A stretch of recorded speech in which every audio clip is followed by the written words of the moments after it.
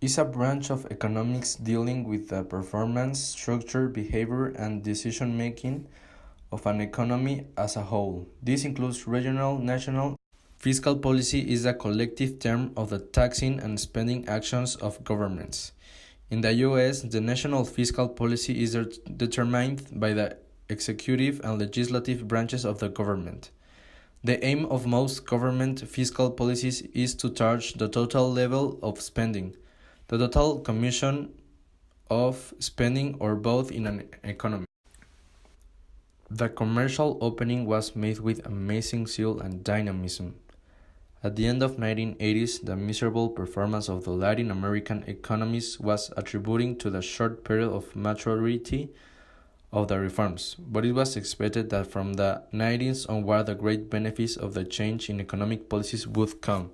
In fact, the effects of the neoliberal economic strategy on the export of merchandise have been remarkable. Non-oil exports rose from 2% of GDP in 1982 to 10.7% in 2002. Monetary Fund or the World Bank helped Mexico with the flow of money throughout the country and even outside of it. Transnational corporations make money from other countries to Mexico, so the government decides to continue macroeconomic policy for the national good. Collection of tax money through the SAT, as well as the administration of this same. Stability, inflation, and the reference rate.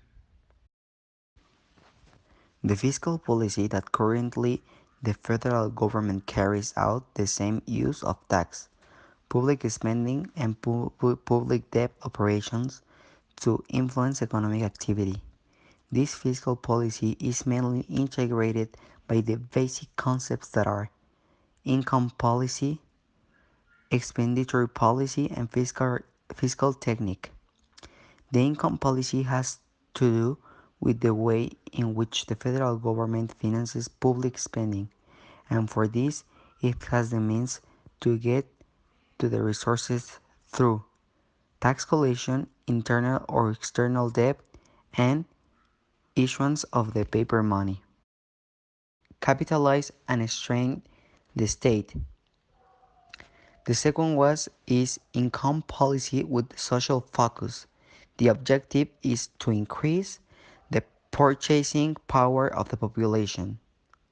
The measurements are the reduction of taxes that burden the population, reduction of income tax, payroll, VAT, and IEPS, tax the rich, and the consequences are lower public income, lower investment, inflation, decrease of purchasing power. And the number three, admission of policy promoting economic activity. The objective of this is growth and strengthening of companies. The measurements are degrading the reinvestment of utilities, graver the withdrawal of dividends, exactly the opposite to the current state of the laws in Mexico. But the consequences are bigger economic activity, best employment, greater purchasing power, better economic growth, and social stability.